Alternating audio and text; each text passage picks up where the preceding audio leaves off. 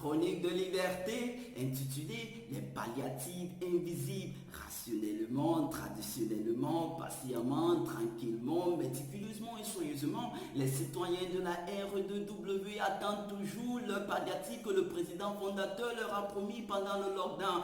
Ah oui, et je ne vous apprends rien, vous savez déjà que certains oiseaux bien ont déjà reçu leur nourriture palliative. Oui, des petites boîtes de riz, d'haricots et de farine de manioc. Mais la majorité n'a rien reçu. Oui, mais ils ont toujours l'espoir de recevoir l'un de ces jours, ce palliatif. Donc ils se disent que la nourriture palliative peut ne plus venir, mais l'argent palliatif viendra par la grâce de Dieu. Oui, tu l'as bien entendu, c'est par la grâce de Dieu.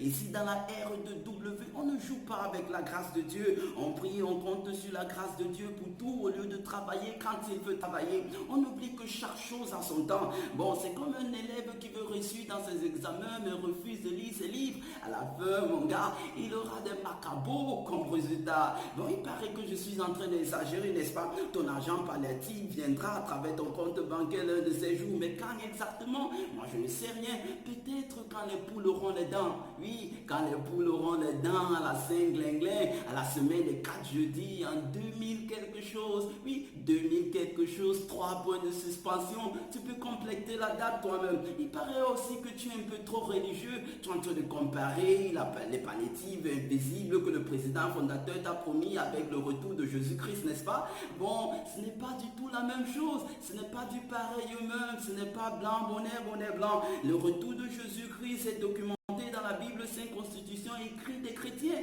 Mais les palliatives que le président fondateur t'a promis n'est pas écrite dans la Constitution, moi c'est bien. Elle a été seulement dite oralement. C'est comme les histoires que ta grand-mère Cravatet te racontait quand tu étais encore tout petit. Et maintenant tu les as tout oubliés. Oui, oublie aussi ceci. Pourquoi? Oublie ça parce que ce sont des contes. Ah oui, des histoires à dormir debout, des palliatives invisibles, bout de blond, et ne viendra jamais. Bon, je crois que le président fondateur t'avait dit que les palliatives ne sont pas pour les pauvres.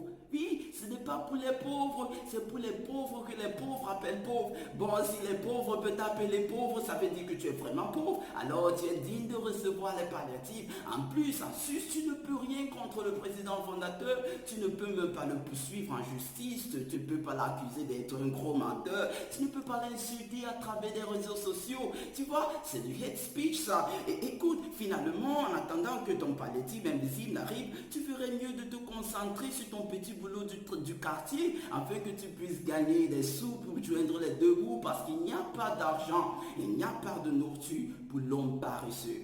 Merci.